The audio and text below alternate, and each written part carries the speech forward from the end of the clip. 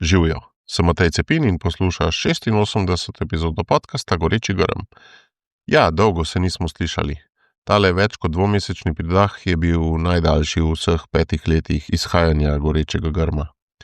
Sem se že spraševal, ali je projekt morda nekoliko zamrl, pa sem med snemanjem tokratne epizode začutil dvoje. Najprej močno željo, nato pa tudi napajanje hkrati. Ja, tile pogovori mi predstavljajo duhovno hrano ali pijačo, če hočete, in res je smiselno nadaljevati. Želja pa je bila najbrž potešena tudi zaradi tokratnega gosta. Pogovarjal sem se z Luko Ovnom, ki je v družinskem življenju mož in oče, dela pa kot koordinator Mlade Karitas na nacionalni ravni. Kot boste slišali, Luka ni imel najlažjega otroštva in v pogovoru se mi je zdelo zanimivo, kam je postavil začetek svoje zgodbe sodelovanja s Karitas. V svoje zgodnje otroštvo, ko sta bila storitve Karitas deležna skupaj z mamo. Pogovor z njim prinaša velik kontrast. Od malega Luka, katerega življenje bi lahko bilo tudi zelo drugačno, pa do današnjih dni, ko je močno dejaven na nacionalni, pa celo na evropski ravni. V tem času okoli Božiča pa je pogovor obema nama z Lukom predstavljal tudi umiritev, pogled nazaj, pogled naprej in prepotrebno refleksijo. Hvala, Luka, res je teknilo, zdaj pa gremo kar v akcijo. Že veš, kaj je tvoj edinstven prispevek k boljšemu svetu in kako ga udejanjiti? V podcastu Goreči grm razkrivamo močne zgodbe tistih, ki že živijo svoje poslanstvo, zato da lahko ti najdeš navdih, prepoznaš svoje goreče grme in pogumno stopiš na novo pot. Živijo, Luka, dobrodošel v Gorečem grmu. Živijo, hvala za povabilo. Zelo z veseljem. Sej se ne poznava tako globoko, ampak tistih recimo na prste 2 rok, kar sva sodelovala, si pa vsekakor gost, ki si ga želim povabiti.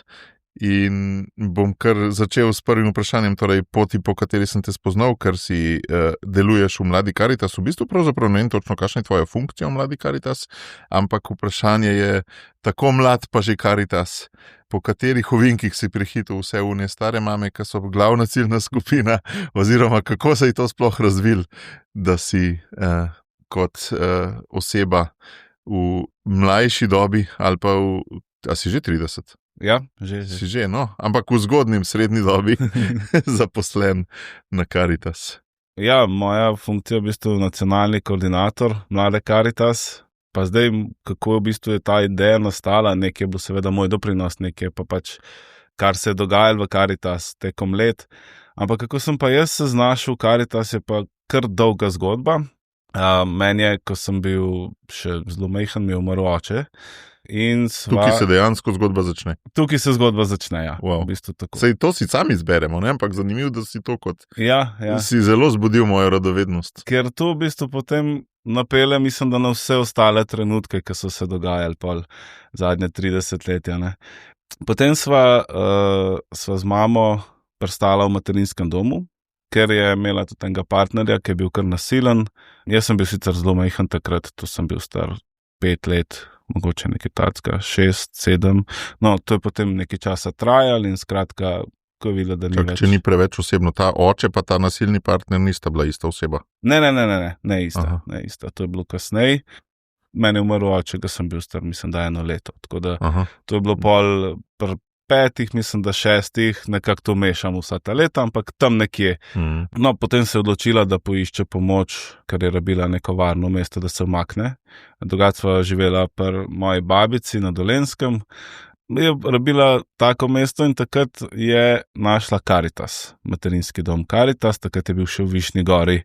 Ena taka stara hiša je na ovinku, ko se pride tam v center Višnje gore. Jaz sem ta materinski dom se srečal, ampak to je bil že na Škofelci, ko je ta od Imreta Irebica žena ga vodila. To je isti materinski dom, ampak sta 2 enoti. Škofelca pa takrat je bila Višnja gora, zdaj je pa v bistvu tukaj v Ljubljani na Litijski. Tako da ja, to sta vodila Imre pa Lidija. Tudi Imre je takrat vodil to? Ja, mislim, je bil prisoten, saj praktično vsa družina je bila prisotna in vpeta v to. Tisto me še čaka za Goreči grm, kako so bili po njihovi dnevni tudi materinski domovi pa. Ja. Da sta jih tudi doma včasih nastanjala, ko ni bilo kapacitet, pa to ne. To je res, jaz sem pač Ti nisi imel izkušnje dnevne. Sem imel. Tudi? Seveda. Prej in kasneje, tako da sem imel res to izkušnjo. Ja. Ampak vi takrat niste bili, mama pa ti niste bila povezana s Caritas, ne? Ne. Bila sva v materinskem domu, bili so, tako kot sem rekel, vsi vpeti, tudi recimo sin od Imreta David, takrat se ga spomnim, da to gledam vse čez te otroške oči. Ja. Ampak se ga spomnim, ko je prišel v materinski dom tudi, mislim, da je on takrat zaključoval študij socialnega dela, pa nisem ziher zdaj. In se spomnim, ker nas je otroke, večkrat je tako popoldne se oglasil, mi smo bili vsak na svojem, takrat so bili prvi računalniki, oni še res ta stari, ne, smo imeli recimo kakšno igrco gor. Čakaj, 95, ja, to so PC že bili. Ja, to je bilo okrog 2000, verjetno malo pred 2000. So bili, smo imeli. To je bilo že. Ja, za tiste čase v redu. Ne. In ono se je otroke tako lepo popoldne popokal iz teh sob, iz računalnikov in smo skupaj odkrivali Višnjo goro. Smo šli na grad. Geocaching. Ja. Takratni. Višnja gora ima eno tako zanimiv ruševino gradu v bistvu. In smo velikrat šli gor in raziskovali in se igrali gor in potem v kakšnem bajerju, pa po stari Višnji gori, pa lovili ribe, pa tako.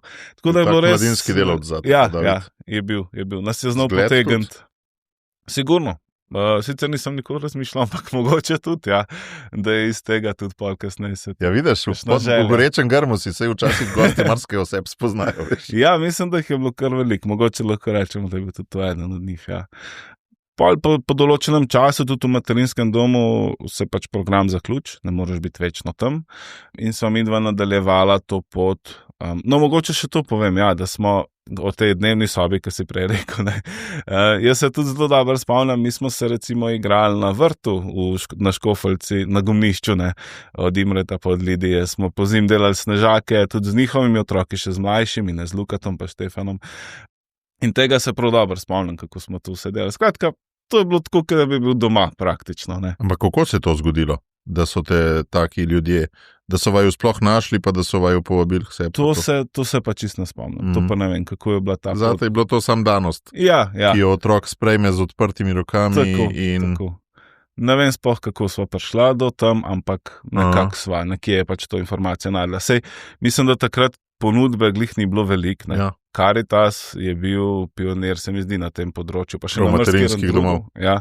Dejansko ni bilo tudi iz drugih delov civilne družbe, ni bilo materinskih domov, ker o nasilju veliko govorijo drugi segmenti civilne družbe, ne? So veliko bolj prepoznavni medijsko. Ja. O nasilju v družinah. Ja, ampak Caritas je bil pa vsem tukaj, vsaj po mojem vedenju, no, med prvimi.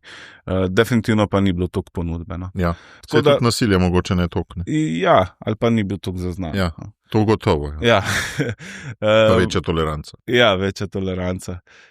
Pol sva ta program zaključila in sva šla midva živeti v Ljubljano, v podnajemništvo eni starejši gospe.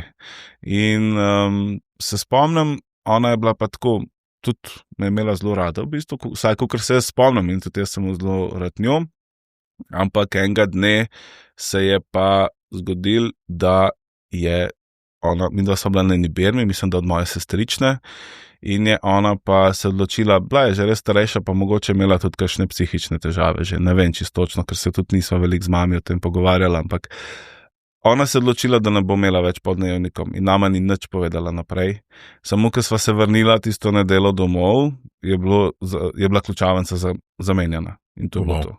In sva ostala praktično na cesti čez noč in sva prespala eno noč v avtu tam na parkirišču. Še en star Jugo je bil rdet, se spomnim. Vajn.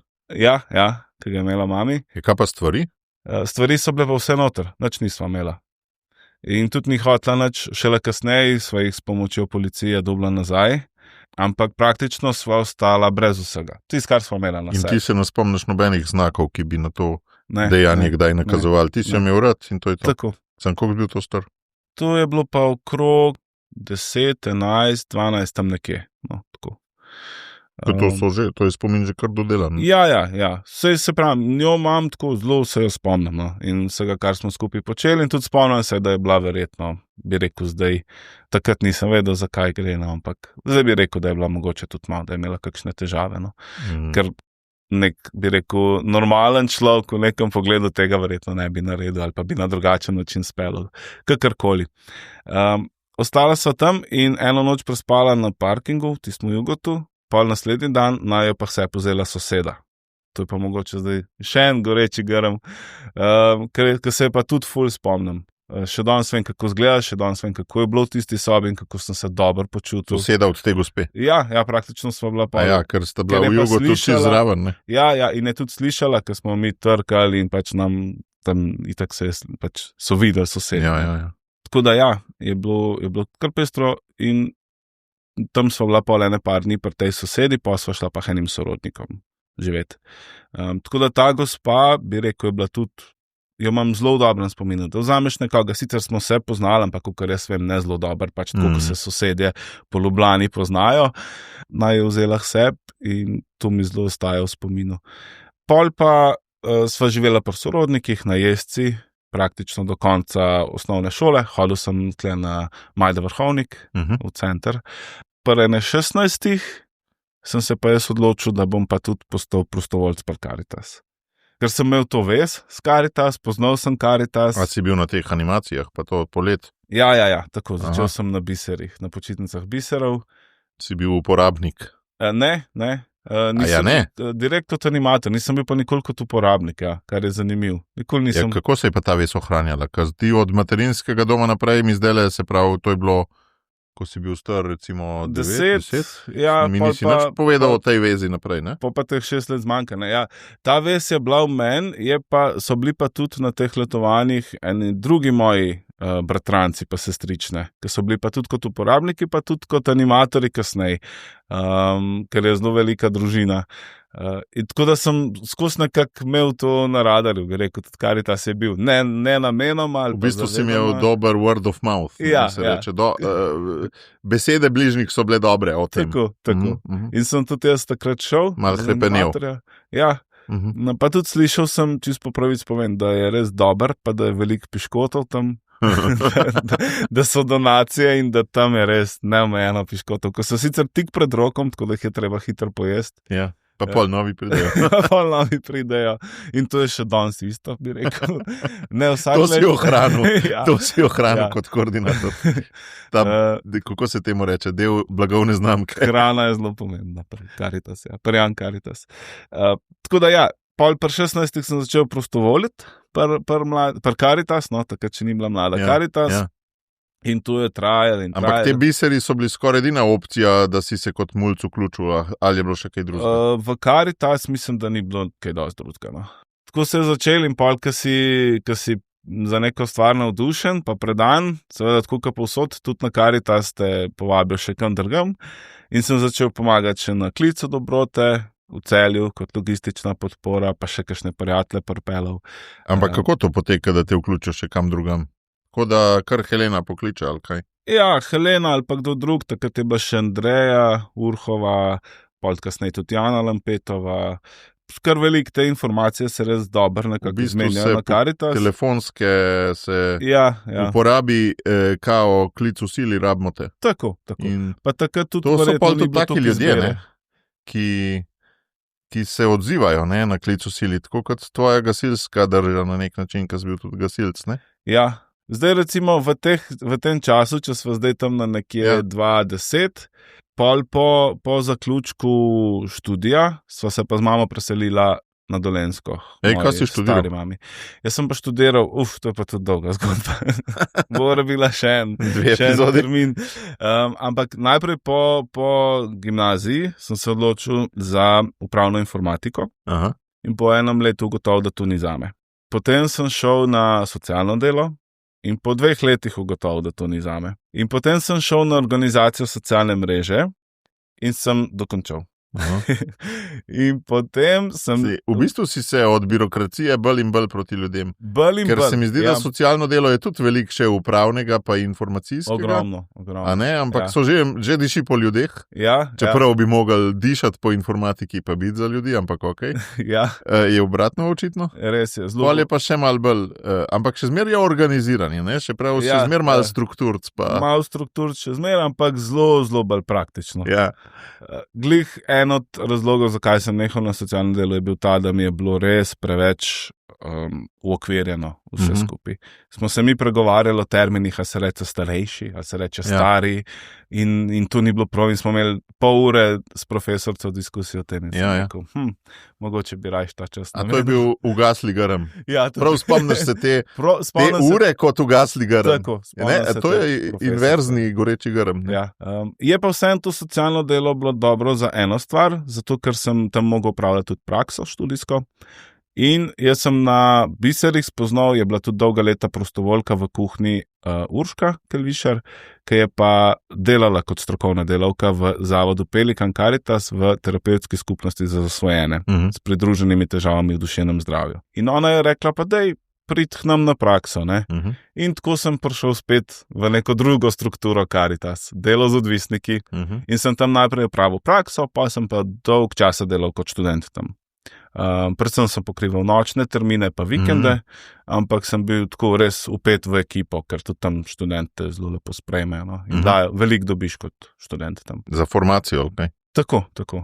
Ker te zelo tako, mislim, je zelo tudi mentorsko, no, močno. Se najbrž težko, da ne bi bilo, ne? Ja, težko, da ne bi bilo. Oni rabijo izdelanega človeka in pač izdelanih na trgu ni in jih morajo sami, ne? Tako.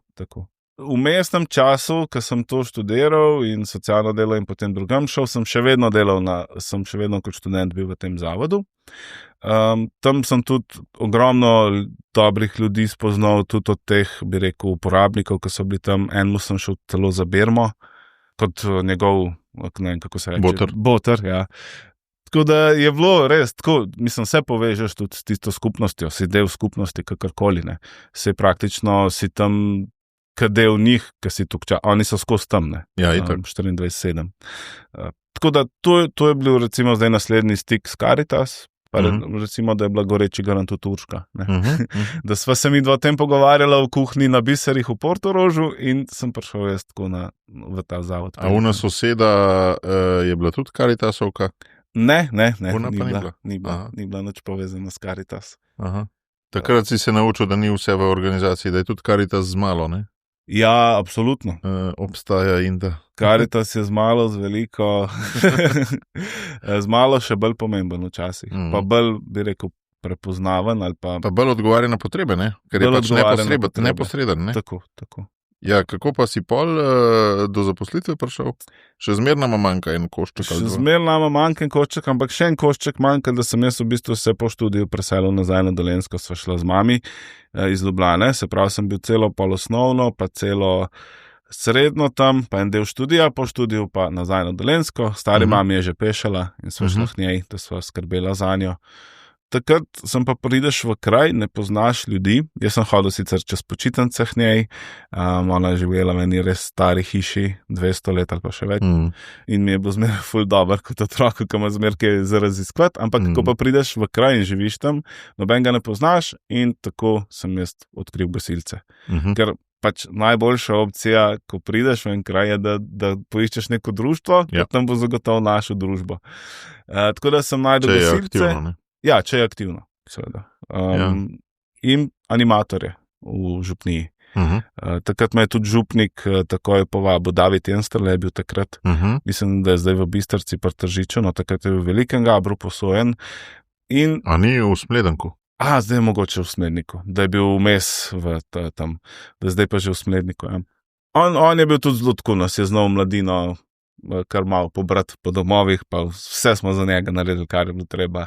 Pokosili, pospravili, počistili, ampak on je tudi veliko vložil v nas, veliko je bil z nami, hodili smo okrog. Ni mu težko odnosa graditi. Ja, na Romanja, na tej poti, šli smo v Italijo, Chiara Luce Badano pogledati, po tej njeni poti, ne vem, povsod nas je pelal, no, na razne te reke, jezera in tako. Tako da je bilo to življenje v župniji kar živo in sem tam takoj navezal veliko stikov, še danes moji, bi rekel, najboljši prijatelji so iz tistih generacij, ne, smo se takrat spoznali. Koliko časa si rabo, da si iz osamljenosti najdu ugnezditev v?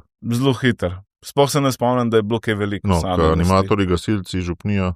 Že dinamika leta ni taka, da bi se animatorji dobivali, recimo, ne, vedno enako. Pa. Ja, pa v velikem Gabru kar je, ker je poletni oratorij, je velikonočni oratorij, je adventni oratorij in vmes se kaj dogaja. In tako sicer ne spomnim se točno, kako je bilo tam, ampak vem, da je bilo zelo živo. Tako da sploh se ne spomnim nekega trenutka osamljenosti. Ker, ne, kaj si rekel?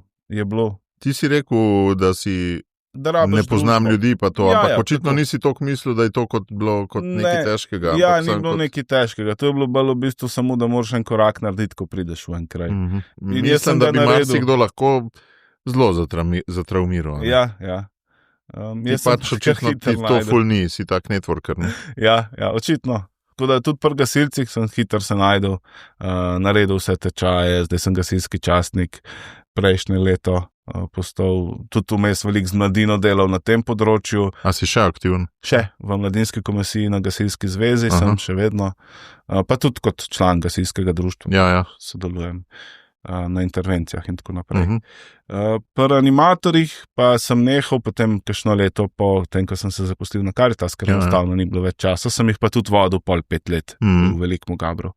Skupaj z Matejo Rus takrat še in je bila res ena taka dobra ekipa. Zdaj je pa v bistvu že druga generacija se nekako zamenjala od takrat, ko smo mi praktično imeli kot otroke, kot udeležence, so zdaj oni že tisti, ki vodijo, so voditelji. Tako da to mi je pa nekaj najlepšega videti. Je dobro videti, In koliko so aktivni, imamo tudi pol zvečer, grem na božični koncert. Tako da tako sem pa pol prišel na Dolenjsko, kjer sem pa še danes. Zaposlitev je bila že najprej za koordinatorja Mlade Karitas? Ne, je bila že pol, ker sem bil že na Dolenjskem. Mislim, to je bilo prvo delovno mesto, niso te prej zaposlili, ne vem, za odvisnike ali pa za... Ne, prvo delovno mesto, redna zaposlitev, ja. Se pravi, je že ta Young Caritas obstajala malo in je... Ideja o Young Caritas ali Mladi Caritas je bila že kar veliko. Ja, idejo so že meni govorili 20 let nazaj, ampak... Ker tudi jaz, ki sem pol brskal po arhivih, sem najdel marsikaj, kaj so vse ideje. Ja, ampak nekako ni preskočil, ne. Okay. To je bilo mogoče 10 let, da so o tem razmišljali, ne. Ja.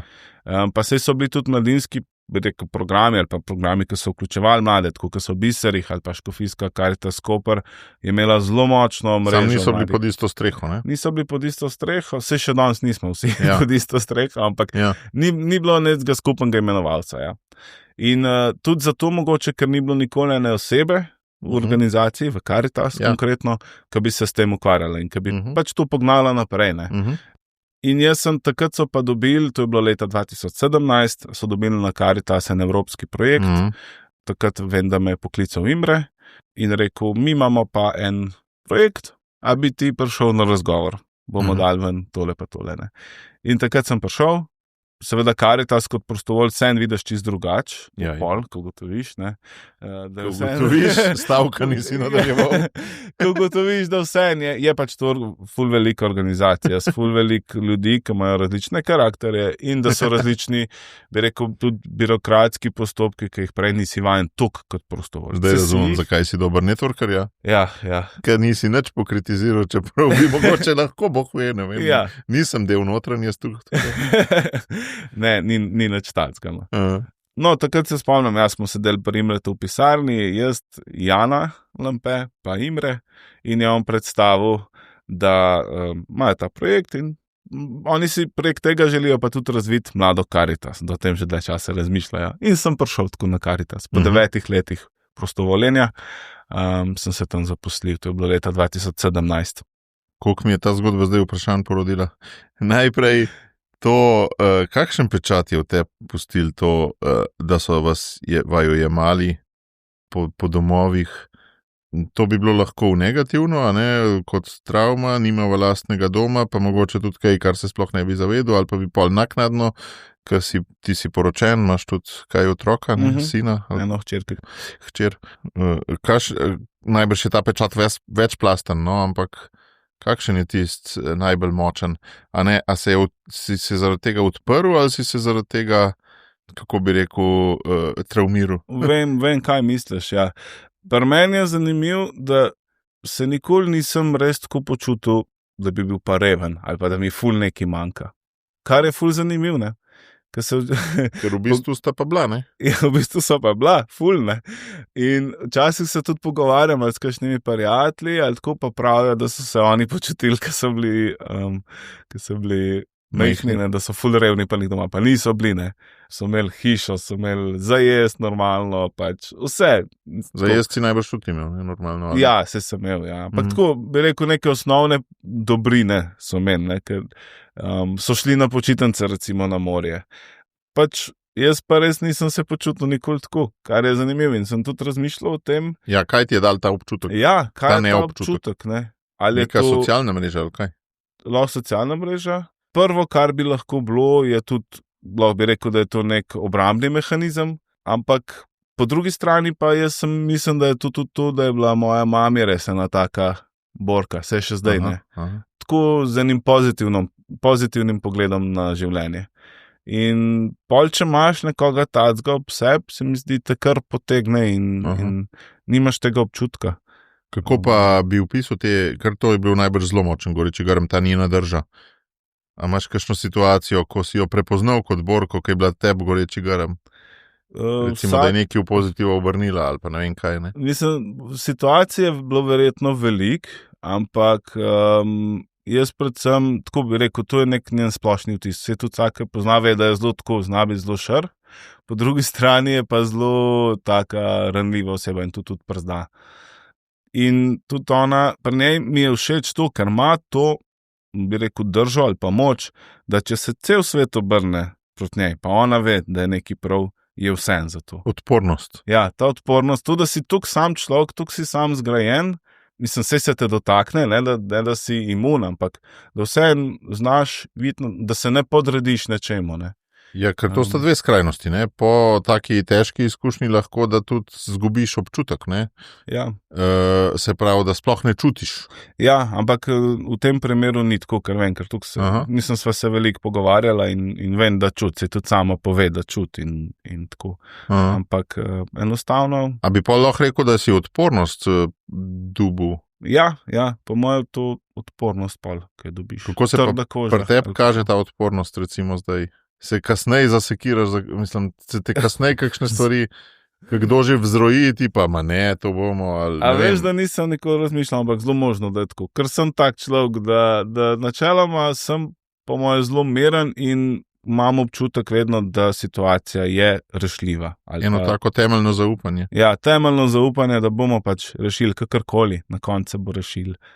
Kakšno vlogo ima pa Bog v tem, ne, ker ni nujno, da bi ta situacija je rešljiva vključevala Boga, ne? Kakšno je imel v vajinem življenju, pa kakšno ima zdaj pri tebi? Ja, to je tudi... V smislu, a je aktivno posrednik, ali se ga sam tradicionalno sta spominjala, ali sta se dejansko obračala k njemu? Ali... Ja, je aktiven posrednik. Se je v bistvu tudi dar vere je nekaj, kar sem dobil od nje. To se spomnim, sem tudi v svojem govoru na poroki povedal, da zato se najbolj zahvaljujem. Ampak ona je taka, bi rekel, ne poznam teh tipov vernikov, ne, ki si jih tudi naštel. V malem mezincu, tipe vernikov, seveda, ja. Tipi vernikov. Jaz sem tak pastoralist. Se glih tukaj s tem, bi rekel, ne obadam, ampak je en tak praktični vernik, bi jaz temu rekel. Definitivno veruje v Boga in se obrača k njemu in tudi jaz. In mi je v pomoč. Nisem pa, tako bi rekel, strukturni vernik, ali kako bi se temu rekel, da bi pa meni ful pomenil, pa zdaj mogoče se bo narobe slišal, ampak da bi za sveto imel kaj škof reče, ali pa kaj, skratka te neke strukture me pa tukaj niso nikoli prepričale. Saj sem v njih, vem, da so potrebne. Zdaj si rekel, ne vem, kaj je šef rekel. Dol mi misli, kaj šef reče. Ne, ampak recimo, da vem, da zame obstaja vez z Bogom tudi izven tega. In mi ni to na prvem mestu, da lahko čutim Boga. da bi rabil nekoga, da mi pove, da je Bog tam. Kje pa ga čutiš, v čem? Recimo, ti bom dal primer. Jaz sem ga zelo močno začutil skozi mladinsko skupino in do mene je Bog prišel skozi, lahko rečem, skozi sociologijo ali pa skozi socialno dinamiko. V smislu, začutil sem ga najverjetneje, pa se tega ne zavedam, prek svetega duha najprej. V smislu, ker rečeva, da ima 3 dimenzije, kot 3 božje osebe. Takrat, ko smo, ne vem, na tezejskih srečanjih bili povezani kot skupina, šli tam, sem se počutil močnega sred Pariza, I'll manage this life. Kako pa ti, kakšen je tvoj okus Boga ali pa občutek, oziroma kako je prihajal do tebe, ko ga še nisi poznal? No? V bistvu občutek mogoče v tem, da zaupaš, da bo vse v redu, in tudi vidiš pol, da je vse v redu, ko hodiš pač in ko se ti stvari dogajajo v življenju. Vedno, ko gledam na stvari, kaj se je vse že zgodil, pa ko razmišljaš, kaj se vse še bo zgodil, pa rečeš, sej pač Bog bo poskrbel, da bo tako, da bo v redu zame. Kako je to zmožen človek v nasilju, ki se mu dogaja reči, ne? Najbrž se je tudi tep, ne samo mami, ne? Ja. Enostavno pač takrat moraš najti to pot. In ne vem, kako je to možno, kje se dobi ta moč, ampak jo vidiš, ne? Ti si že takrat to najbrž skozi mamo srko, ne? Ja, zelo verjetno. Otroštvu. Si njeno vero srkov, ali? Ja. V takih težkih situacijah. Ta dar vere je bil definitivno nekaj, za kar sem res hvaležen. Ker te tudi to naredi močnega, če ti veš, da nisi sam, pač da je nekdo s tabo. Tako da to je po moje prva stvar, kjer jaz občutam še danes Boga in tudi zaupam v njega. Tudi recimo, ko se nama je rodila hčerka, to je bilo zdaj 2 let pa pol nazaj, je bil zelo zaplet. Pač imela je po tisti lestvici, ki je do 10, ali koliko je imela 2 mogoče, ni zadihala. Ob rojstvu, ko dobi oceno. Ogromno krvi izgubila, so mogli hiter ven vzeti. In nismo vedeli, napovedi so bile, da bo to katastrofa. Ne? Naj so že pripravljali, so rekli, zdaj se naučite te termine, možgane malo si pogledajte, kako delujejo, kjeri so deli možganov, zelo verjetno bo še kakšna cerebralna. In takrat v tistem se spomnim, koliko je bilo meni težko. Jaz smo tudi Mašo takrat so organizirali prijatelji v župniji, polke še dan potem, ko se je rodila. Jaz se spomnim, koliko sem v bistvu šel iz tega, da nisem toliko zaupal v Boga, ampak se spomnim tudi našega župnika, koliko je bil on miren. In je pač rekel, zdaj bomo molili, kakorkoli bo, tak je plan. In jaz sem se pa temu čisto prepustil. Ker si rekel, kako se v taki težki situaciji lahko prepustiš. Ampak jaz se spomnim, da pa sem bil čist miren in sem res zaupal, da bo tako, kot mora biti. 2 leti pa pol kasneje je ona čisto v redu. Bila sta sicer dolgo v bolnici takrat, tudi po 1 letu pol smo šli na slikanje možganov, ker prva slika je bila zelo slaba. Po 1 letu je rekel ta radiolog, da sploh ni mislil, da gleda iste možgane prej pa potem, da to so zelo redki primeri. Kje najdeš moč v takih trenutkih, ne vem, ampak kje jo najdeš, pride nekako. Nekaj mi je zanimivo, prej si govoril o hierarhiji, kaj rečejo, ampak tle si pa omenil vsem, saj to ni zelo visoka stopnja hierarhije, ampak duhovnika, ki je bil miren, ne? Ja, sej mogoče se je slišal tako, da mi je vsem, kaj reče, ali pa tako, ampak mi ni, še zmer zaupam v to hierarhijo ali kakorkoli, ampak hotel sem, ne znam čisto pisati, no, ampak na tak način, da ni pa to prva najbolj pomembna in edina stvar, bi rekel, v moji veri. Imaš tudi lastne možgane, ja? Tako. Nikakor pa ne mislim, da ni potrebna ali pa da mi ni všeč ali kakorkoli. Ne, ampak jaz sem te tako bolj slišal kot hierarhija ne oblikuje toliko moje vere, a ne, hkrati si pa tudi rekel, lej, ta župnik je, a veš, je na nek način svojo držo oblikoval tvojo vero, ne? Absolutno. Lahko bi bil kdorkoli. Tudi jo naš Načkov Cvikl, ki nas obišče, pa nam kaj pove, in jo koncev papež, ki napiše okrožnico in iz tam kaj počrpaš. In zaupaš v to, vse nekako. Ampak ne bi rekel, pa ni pa to brezmejna vera v bi rekel, strukturo. Je v Boga, ne pa v strukturo. Na ta način, no, mogoče sem zdaj dober v besedi. Super, je popolnoma. Ne, ker je tudi, se mi zdi, Caritas kot organizacija mene navdihuje ravno ta, bi rekel, binom, ne, koliko je po eni strani upeta popolnoma v strukturo, po drugi strani pa zelo toče izven okvirjev, ne. Kadar sem delal s Caritas, je bilo vedno tudi malo nekega dobrovoljnega trpljenja zaradi tega. No? V smislu, ja, saj smo del strukture, smo pomirjeni s tem, ne? Ampak smo pomirjeni s tem, da nas tudi struktura kdaj okara, ker gremo izven okvirjev. Ne? Pa na več načinov izven okvirjev. Ja. Ker gremo tudi izven okvirjev v smislu, da iščemo ta balans med profesionalnostjo, pa med tem, da si blizu ljudem. Ja. Če si ti ekstra profesionalen, kakorkoli ne moreš biti. Govoriš kot socialni delavec. Socialni delavec, ja. V stroki, ne? Tako. Tukaj Caritas tudi ima to možnost, da gre izven okvirjev. Zato, ker socialno delo kot stroka je v marsičem najbrž stran od cerkvenega nauka, ne? Tudi, ja. Saj v Sloveniji, no, mogoče druge je več različnih doktrin, pri nas smo pač samo toliko majhni, da nimamo prav veliko fakultet za socialno delo in se zato pač... Obstaja tudi, zdaj zaključujem jaz na fakulteti za uporabne družbene študije, zaključujem socialni management. Nisi čisto socialno delo, ker je noter tudi malo več managementa, ampak je pa mogoče malo bolj zbalansirana verzija socialnega dela, ki mi je pa všeč. Aha. Zdaj še 4 izpite imam. Se ne kregate o starejših versus starih? Ne. Zelo dober študij, res tako odprt za različne poglede, za praktične poglede. Tako. Kaj ti pa daje, kaj ti je recimo, če bi zdaj odpiral darila, ki ti jih je ta študij dal, kaj bi not najdu? Ogromno.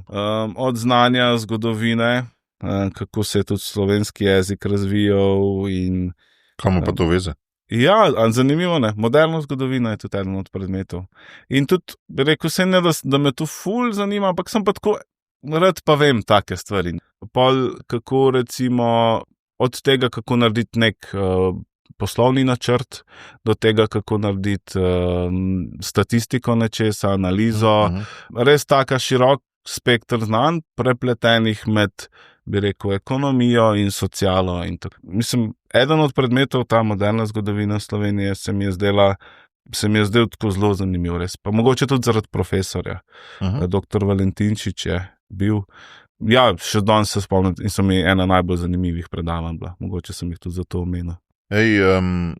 Kakšna je bila tvoja vizija tvoje službe, ko si bil še študent, pa tako? V bistvu sem si zmeraj predstavljal, nisem v neke hude vizije, moram priznati, no. Predstavljal sem si, da bom delal z uporabniki nekje, mogoče tudi v tem zavodu Pelikan, z odvisniki, tako sem se bolj videl, no, v tej smeri. Ne to kot kakšen koordinator.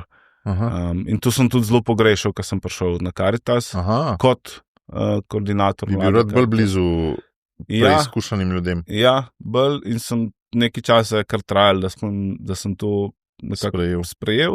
Ampak zdaj, ko sem sprejel, pa po moje ne vem, če bi šel pa nazaj. Lahko, tok. Kaj pa je ta značilnost delovnega mesta, po kateri bi svoje delovno mesto sedanje, po katerega ga vidiš kot edinstvenega, no? Ker jaz ga malo vidim, ampak ne vem po čem. Je to, da na Caritas moraš biti kar multipraktik. In tudi v mojem primeru je tako. Jaz en dan recimo pomagam štemati teraso na koči na Rakitnike, imamo z mlado Caritas in jo zalivamo skupaj s prostovoljci neko plato. Drug dan se ukvarjamo z učno pomočjo v našem centru mlade Caritas na Teološki. Tretji dan sem že v Bruslu na seji izvršnega odbora Caritas Evropa, kjer predstavljam mlade v Caritas iz cele Evrope. Tako da ta, bi rekel, raznolikost dela in da moraš biti prilagodljiv, pa poznati vsakega po malem. Kar včasih, ne vem, a je dober ali ni dober, nisem čisto ziher še.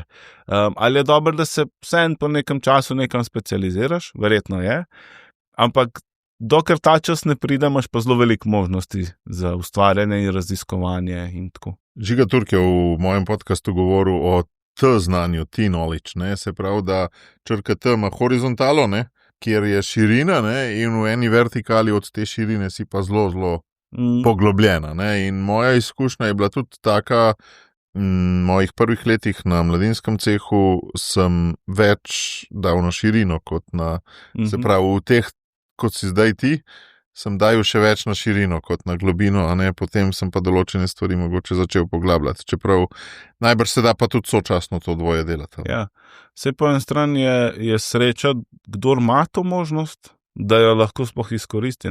Ker ti lahko se moraš odločiti pri 25 ali pa pri 30 za točno eno stvar. Nimaš možnosti tega, bi rekel, raziskovanja ali pa udejstvovanja v toliko različnih stvareh. Tako da to je tudi, bi rekel, en plus trenutnega mojega dela na Karitas, kar res lahko raziskujem. Ampak enkrat bo pa verjetno prišel čas, ko bom mogel se.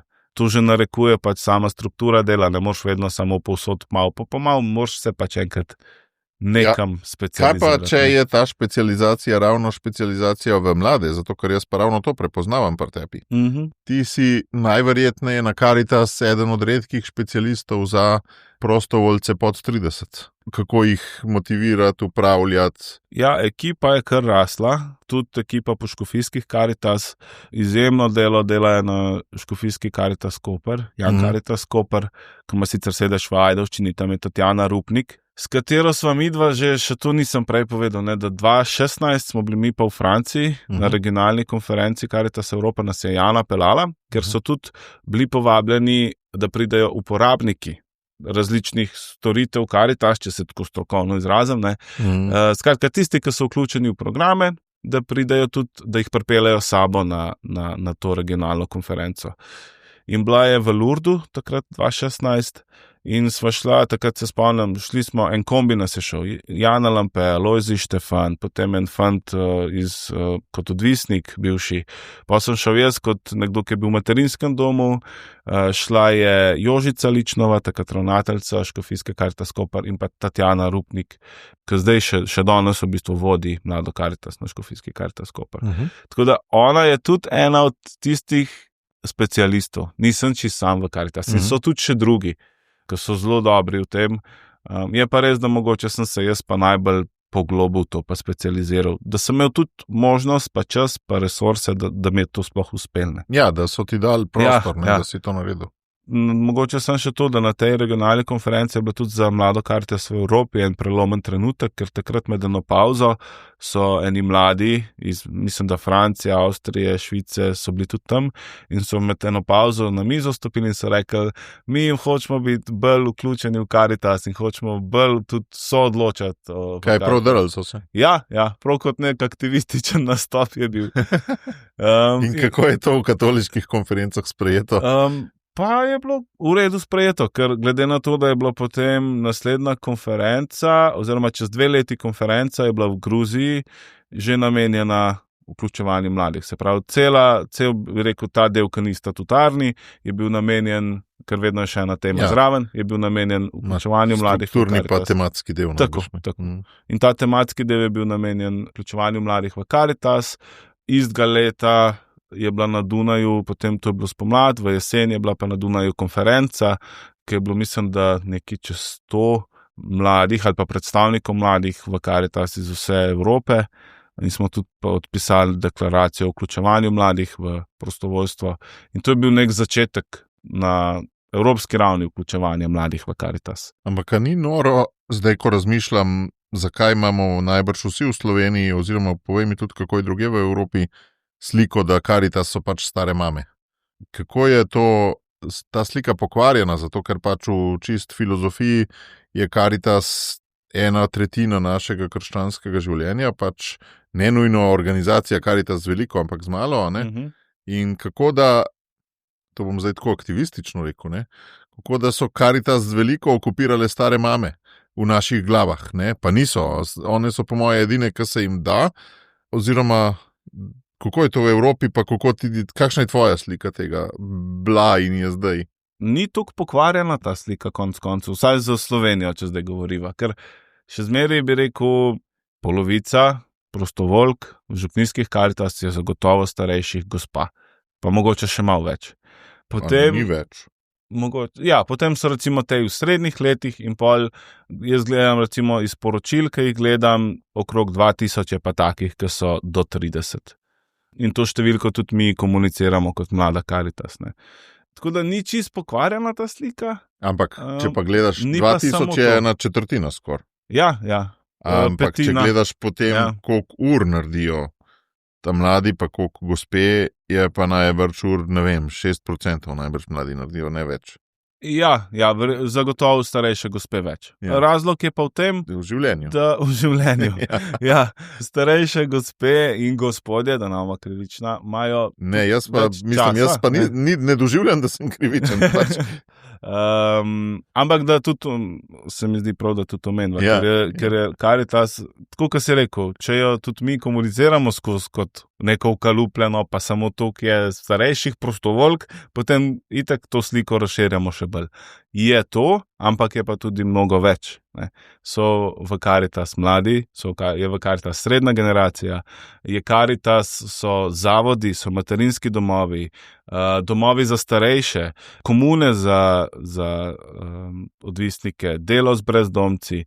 Karitas je veliko več kot sam dajanje. Deljenje hrane in pa dajanje oblek in deljenje oblek. Ja. Tako da je pa slika, bi rekel, posplošena je, ne? Sej veliko stvari posplošimo v življenju. Neko generalno, bi rekel, sliko vidimo, večinsko in si pač ustvarimo mnenje. Ja. Se mi zdi, da nam čedalje bolj, ne vem, če nam uspeva, no, ampak trudimo se, da čedalje bolj komuniciramo tudi to, da je Karitas tako raznolika.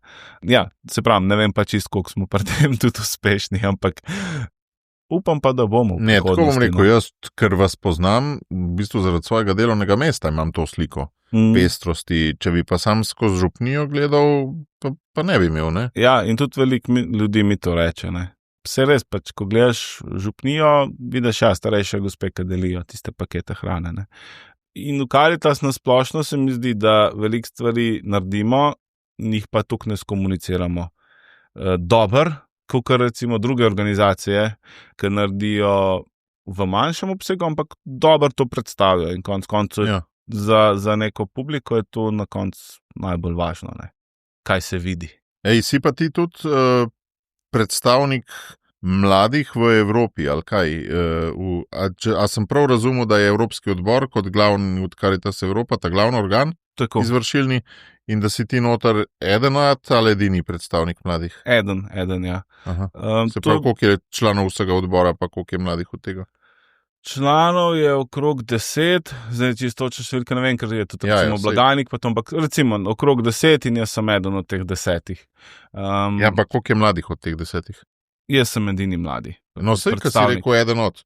Ne, edini mladi si. Članov odbora, ampak edini mladi, ja. To je v bistvu mladih. Statutarno zdaj, tako ali ne? Tako, da mora biti en mlad. Tako, to je zdaj postopek. In kakšno je statutarno določilo, da je en mlajši od koliko ali kaj? Od 20 do 35 let. Ampak pot do tega je bila tudi dolga. Ne? Sej to me zanima, ker najbrž, mislim, a si ti bil prvi, a sem prav prebral, da si bil ti prvi sploh na tej funkciji? To je zdaj prva funkcija po novem statutu. Tako. Se pravi, so oni Francozi skakali po mizah za tebe? Tako je. Ja, praktično 2018, če gledava, je bila pol ta konferenca o vključevanju mladih. Leta 2019 je nastala prva delovna skupina, ker Karitas Evropa ima sedež v Bruslu, ima svojo generalno tajnico zdaj, ima tudi nekje 20 zaposlenih, ki delajo na različnih strateških področjih, od razvoja organizacije, komunikacije, zagovorništva in tako naprej. Potem delujejo pa tudi različne delovne skupine, ki jih pa sestavljajo predvsem člani organizacij Karitas po Evropi, ki delajo na določenih strateških ciljih. No? Potem 2019 je nastala ta delovna skupina, sem bil tudi član, prva delovna skupina, ki je postala, prva je bila testna, potem je postala stalna in še danes obstaja. Potem smo mi dosegli, da probamo najprej ad experimentum, se pravi kot poskusno funkcijo narediti, je bila moja kolegica Chantal iz Karitas Švice.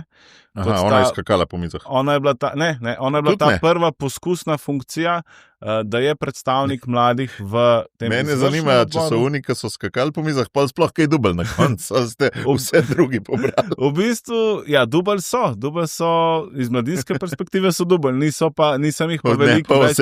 Ne pa osebno, ja. Niso pa vključeni, bi rekel, saj na evropski ravni, noben od njih se mi zdi. Najbrž so zdaj tudi že starejši, ne? Kot 35. Že takrat so bili, ne? Pač so bili, bi rekel, starejši mladi, no, tako. Tako da ta Chantal je bila prva poskusna funkcija, ni imela še pravic glasovanja, je bila bolj kot da je prinesla to mladinsko perspektivo. Ta izvršni odbor je pa v bistvu, bi rekel, takoj za regionalno konferenco, kjer se zbere vse organizacije in glasujejo o strateškem načrtu in pomembnih točkah, je potem pa ta izvršni odbor takoj, bi rekel, drugi, ki narekuje delo Karitas v Evropi. Potem za Slovenija je ves čas že zelo močno vključena v to, ne da? Ja. Lojze Štepan je bil že. Ja, in tudi Jana Lampe je bila že tudi enkrat kot članica tega izvršnega odbora. Tako da jaz sem potem... Glede na našo majhnost smo zelo močno zastopani v Evropi, ne? Res je. In nas tudi dobro poznajo, še posebej zdaj tudi kot mlado Karitas, pa tudi Jano in Petra povsod poznajo. Kamorkoli greš, Zakaj misliš, da se ta fama ustvarila? Se toliko dobro dela, oziroma kaj se toliko dobro dela, ali so sam posamezniki toliko? Očitno, če se ne znamo, mogoče... Ker rekel si Jano pa Petra, to sta glih dva, ki sem jih jaz za Goreče Grme izbral. Ne? Ja. Doslej, ne? Od cele vaše ekipe, zanimiv, ne? Ampak dejansko jih prepoznajo. Mogoče Petra zdaj sploh v zadnjih letih, ki je generalni tajnik bolj, ker pač tudi gre na te konference in tako. Jano pa zato, ker je že toliko let vodja tega mednarodnega oddelka in jo pač potem vsi poznajo. Mislim, kakor jaz vem, vsi vejo, da delamo, kot si že prej omenil. Karitas je tudi to, da delaš mačken več, kot recimo bi ti bilo treba, če bi delal to sem za denar. Ja. Ali pa včasih tudi veliko več. No. Tako da, če še to funkcijo dokončam... To so pa dediščine unih dnevnih sob, o katerih sva govorila. Ne? Tako. In vrtov s snežaki. Ja, in vrtov s snežaki. Kako sem pa sploh prišel v to, bi rekel, na to funkcijo v izvršnem odboru, je pa, da so to poteka glasovanje, zbirajo se kandidati, so tudi, bi rekel, terms of reference ali bi rekel, neke smernice, kakšna ta oseba naj bi bila, ki jo pripravi ta delovna skupina, ki jo sestavljajo mladi. In jaz sem se takrat prijavil, bil sem en od 3 kandidatov in potem poteka glasovanje, vsaka država ima en glas, vsaka članica, vsaka Karitas v Evropi in sem bil zglasovan pač takrat z večino. Ni pa nujno, da bi bil, ne? Ampak sem bil. Ne? Tako da sem pol prstal in zdaj v bistvu moj mandat poteka še do 2027 in se že pripravljam v bistvu na nove volitve, kjer bo nekdo drug potem me nadomestil. Ja. In kaj ti daje ta vloga in kaj lahko ti dodaš? Vloga daje v bistvu tako, iz tega vidika kot delovanja organizacije mogoče preskočiš par stopničk. V smislu samega znanja. Intenzivno učenje, ne? Ja. Znanja, kaj sploh vse poteka na teh najvišjih nivojih v organizaciji, ne? Kako se stvari doreče, kako se obrnejo, tako rabaš nekaj časa, da vse to pogruntaš. Tako da to recimo je, kar jaz zdaj dobivam, sem če dale bolj stvari potem tudi pokapiraš, ne? Kar pa dam, je pa definitivno to, da prinesem to mladinsko perspektivo. In ne samo iz Slovenije, ampak tudi veze so po celotni Evropi, sodelujem s to delovno skupino, ki jo sestavljajo člani mladih iz različnih Karitas v Evropi. In tudi to je, da recimo probamo par stvari tudi premakniti, kakšno stvar tudi spremeniti še na boljše, ker zmer se da. Moram pa reči, da so zdaj zelo mirni časi in zelo je tako podporno okolje za mlade v Karitas na evropski ravni. Najbrž tudi nimajo, a se izbire kaj dosti, ne? A se stara še vedno prostovoljstvo na evropski ravni, recimo? Tega podatka nimam, ampak bi rekel, da zagotovo ja. Kakor recimo vem, tako, ko se pogovarjamo, zagotovo zelo redke so države, ki bi rekle, mi imamo pa zdaj več mladih prostovoljcev, ampak za eno vem, to je Gruzija. Oni pravzaprav imajo samo mlade prostovoljce v Karitas in jih imajo veliko. Ampak kar se tiče pa sploh zahodne pa srednje Evrope, pa mislim, da je povsod podobna stika, kakor v Sloveniji. Kaj pa to tvoje mesto v Sloveniji lahko doda celotni sliki? To sprašujem zato, ker si veliko voditeljev omenjal, ne? Primorsko, Koprsko v Ajdovščini, pa Teoškofijsko, to župnijsko. Se pravi, če te prav razumem, je cela vodstvena struktura tudi brez tebe. Ali si ti voditelj vsega skupaj? A si voditelj ali si koordinator? Koordinator. Vem, da je tak naziv, ampak v praksi. V praksi je tako, da vse bi preživeli, tudi če ne bi bilo te moje funkcije. Ja. Kar je tudi ena lepota Karitas ali pa cerkve, kakorkoli gledaš. Struktura je podobna. Ti si tak škof, v bistvu.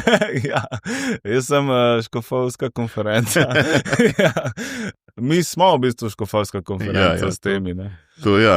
Ampak funkcija je bolj v tem, da probam povezati, ker delajo. Ne? Oni delajo, če sem jaz tam ali pa če nisem, in oni delajo stvari, ki jih hočejo. No, to je bolj koordinator, ja. Tako. In jaz pa probam povezati, in kar je to, da si res izmenjamo vse te izkušnje, ki jih imamo, ne? Ki jih je ogromno. Dela recimo Maribor zelo dobro z mladimi, donirano hrano pobirajo vsak večer. Koprčani pa delajo ful dobro učno pomoč na ne vem koliko lokacijah po Primorski. Predvsem ta povezovanje, izmenjava, pa tudi, da je nekdo, ker konec koncev je pa tako, če ti vidiš, da se nekaj dogaja, tudi na nacionalnem nivoju, potem si tudi sam bolj zagnan, to sem začutil, so bolj zagnani. In vplivaš na motivacijo. Tako. In reče, pa mi bi pa tudi to imeli. Ne? Ampak smisel tega tvojega dela je pol ta sinergičnost, ta 1+1 je enako 3.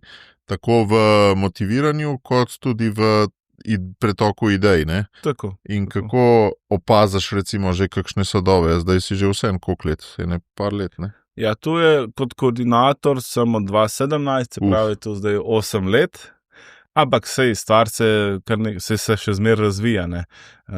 Ampak sadovi so zagotovo to, da imamo zdaj neke strukture v Karitas, ki jih prej nismo imeli, kar se tiče mladih. Ne. Moje delovno mesto je sistematizirano, se pravi, ni vezano vedno samo na sredstva, ne. Projekte, no. Na sredstva. Ja, je iz ta glavne vreče financirano, ne iz stranskih. Ne. Tako. Tu recimo en dosežek. Imamo pa še veliko dela v smislu, da vseeno pripeljamo tudi bolj glas mladih, tudi v odločevalski nivo na ravni Slovenije. Kje se največ odločitev sprejme po tvoje? V Karitas na slovenski ravni, ali na škofijski, ali na župnijski, tako, če gledaš, vem, da se na vseh, ampak pa da je subsidiarnost se kar dobro živi v Karitas, ampak vsem, kje se največ moči nakopiči? Na škofijskih Karitas, zato. Ja. Tam je motor praktično vsega, kar se dogaja. Sej tudi tajniki škofijskih Karitas se redno tudi z našim tajnikom usklajujejo v vseh pomembnih temah. Ne. Oni so strokovni svet Slovenske Karitas in od tam prihaja tudi vse, kar delamo. Tudi vse, kar si želimo delati, gre čez ta filter, bi rekel. Ti imaš pol strukturno gledano 6 vodij mladih na škofijskih ravneh, ali kakšna škofija še nima toliko te jasne strukture? Ja, Murska Sobota pa Ljubljana še nimata tako jasne strukture. Ljubljana nima? Ja, zanimivo, ne. Sicer se pogovarjamo, delajo na tem, so tudi že imeli, pa trenutno nimajo, ker je pa res, da mi kot Young Caritas Slovenija ali pa Mlada Caritas Slovenija delamo veliko tudi na območju Ljubljane. Ja, sej to, jo vi nadomeščate. Ja, ampak je to stvar bolj dogovora pa neke sinergije. Ker mi tudi zato, ker neko stvar vzpostavljamo, jo moramo tudi testirati in včasih delamo tudi kakšne stvari, ki jih sicer na nacionalni ravni ne bi. Neko direktno delo z mladimi ali pa recimo ta mladinski center, ki imamo odprt. To je nekaj, kar recimo mi ne bi počeli, če gledamo strogo, subsidiarno. Ampak v dogovoru, ker smo nekako ugotovili, da obem to zaenkrat ustreza, pa tako delujemo. Ne. Unim, ki jim ni treba delati, pa ki imate testni poligon. Tako. Ampak dolgoročno pa zagotovo bo mogel enkrat priti do tega prenosa projektov na škofijsko Ljubljano. In mislim, da trenutno kot se neko zelo dobro sodelujemo in da je tudi neka vizija tudi na škofijski Ljubljano, da se enkrat to zgodi. Ne. Ampak se pravim, zaenkrat pa obema ustreza. Vsaka taka organizacija, ki vsrkava mlade, seveda vsrkava nek določen profil mladih, v smislu tega skauti malo bolj take, ki imajo radi naravo, ne vem, animatorji taki, ki se radi igrajo, pa ki imajo radi otroke in tako naprej. Ne? Kakšen je tak profil, kaj so te osebnostne značilnosti teh mladih, ki jih vi nagovarjate, pa kako opažaš čist od te ciljne skupine pol poteze, vedenske vzorce, načine bivanja, vrednote, kako bi ti to subkulturo opisal, no? A ne, pač včasih so bile še bolj izrazite te subkulture, ali pa, ko sem bil jaz, smo bili skauti, ni nas noben poimenoval subkultura, ampak jaz mislim, da smo imeli vse značilnosti. Pogled na svet, oblačenje, rituale, vrednote, mislim, ne? Kako bi ti to subkulturo opisal? Jaz bi rekel, da je pa Mlada Caritas ena taka, kjer se pa mešajo te različne subkulture. Prav zaradi v bistvu te raznolike ponudbe, ki jo imamo. Ker si rekel, delo z otroki je ena stvar, potem je tukaj ekologija, kjer so spet čist neki drugi profili mladih, ki jih to zanima. Ne? Potem imamo delo z migranti, spet nekoga čist, ki ga niti podrazno ne zanima delo z otroki, pa je v Mladi Karitas, ker ga zanima delo z migranti. Okay. Ampak to je pa zelo težko vzdrževati, če ni jasne subkulture. Ja. Mislim, da so ljudje imajo sploh pol motiv biti skupaj, ali so sam na mikroravni povezani, višji gorih pa polno zanima. Jih zanima, ampak je naša glavna celica mikroraven. Vodja skupine je za nas glavna, strukturno najbolj komunikacijsko vozlišče. Tako, komunikacijsko vozlišče, ja.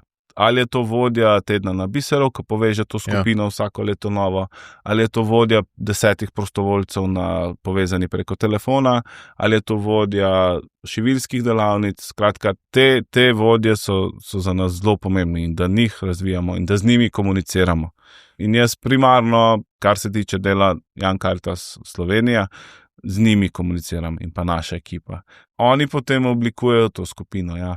Se pravi, vi malo bidete škofijsko raven, čeprav razumem, pa greste direkt do vodij skupaj.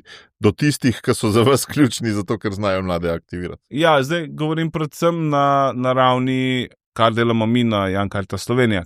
Kar se tiče pa, kar delajo na škofijski Caritas, tam pa komuniciramo s tem koordinatorjem, ki je pa tudi, bi rekel, nek focal point, ne?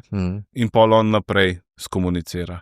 Je pa tako, da se vsaj enkrat na let imamo nacionalno srečanje, zdaj že 3. leto smo ga imeli letos in se srečamo pa iz različnih teh skupin in vedno je zelo zanimivo in tudi odzivi so zelo dobri. Nikoli nismo imeli, da recimo meni pa ni bilo všeč, ko smo bili v tej skupini pa tako. Mi na tej identiteti moramo še tudi kar nekaj narediti. Se pravi, dejansko ni tako razvita skupna identiteta. Ja, ni tako razvita. Je mogoče tu identiteta, da vsak najde nekaj zase in da v tem je naša prednost ali pa moč.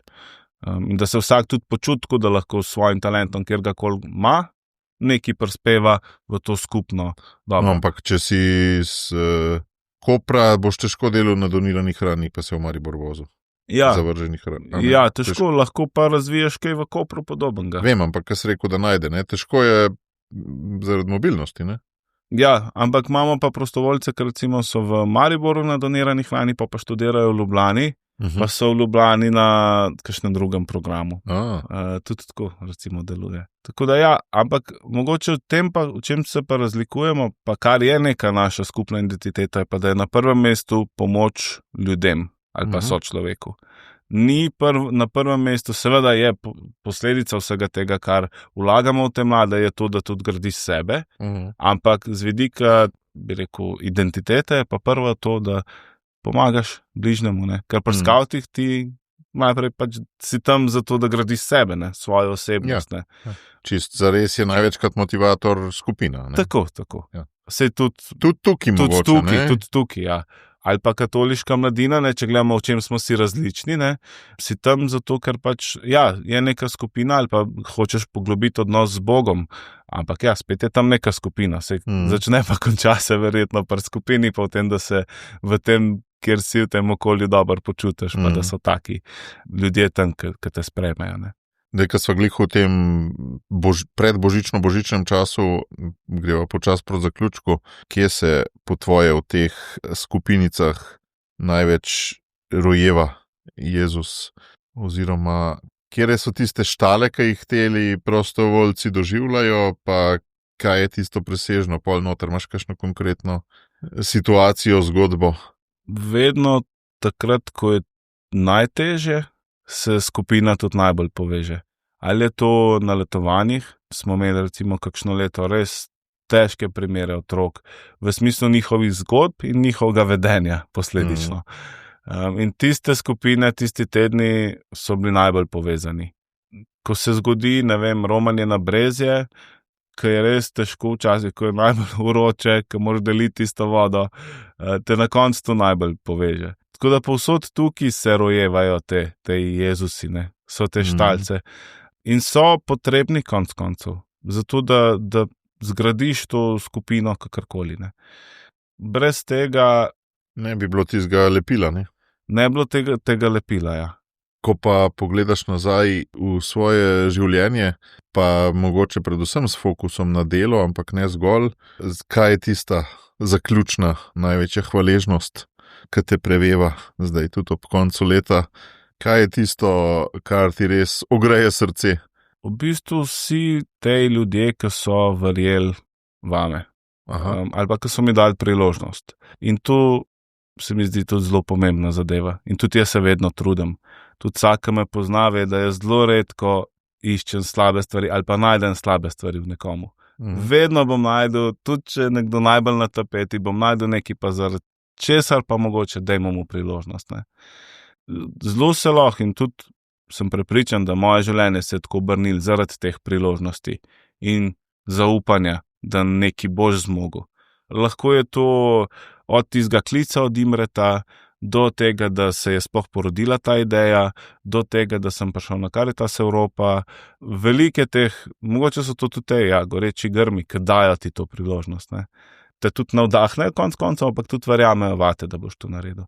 In tu se tudi jaz trudim vsak dan dajati naprej. To so bile te stopničke, ne, ki so, če pomislim, 5-letni mulček, ki pride v materinski dom brez premoženja s svojo mami, z dokaj slabimi perspektivami za naprej, ne, tako kot tudi pri hčerki, ki si rekel. Ne. Si predstavljaš preroka, ki pride tja takrat zraven, ne, pa reče leta, ne vem, 2020 ali 2022 ali koliko bo pa tole prvi človek, ki bo po statutu predstavnik mlade Karitas na evropski ravni. Ja.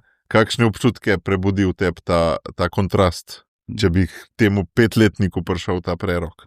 Ja, zelo, bi rekel, težko si je sploh predstavljati. No. Ti si pretegnen. Ja. Ampak, a bi mu verjel sploh? Verjetno ne.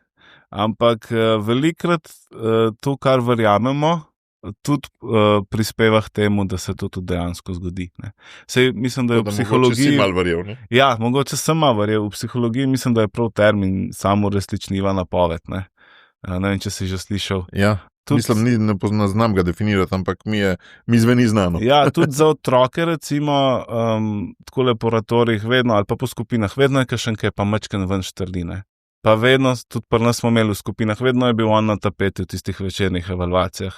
Jaz sem bil tisti, ki sem rekel, pa dajmo mu priložnost. Daj poglej, on nekaj naredi, kako ga oceniš, ali pa če nekdo drug isto stvar naredi, na njega popene 100-krat bolj. Samo zato, ker štrliven, ne. Ampak daj mu priložnost in smo dali tem mladim, ki jih jaz poznam v župniji, priložnosti, so danes super fantje in dekleta. Ne. Pa tudi ogromno je takih primerov z počitnic biserov, pa spovsod v Karitas, tako da nekaj je na tem, ne. In to je to, kar me spremlja. Naslov imam, dajmo mu priložnost. No, tako. Hvala, Luka. Hvala za povabilo in za ta izčrpen pogovor. Pa lepe praznike. A izčrpal te je? Ja. Lepe praznike. Hvala, enako.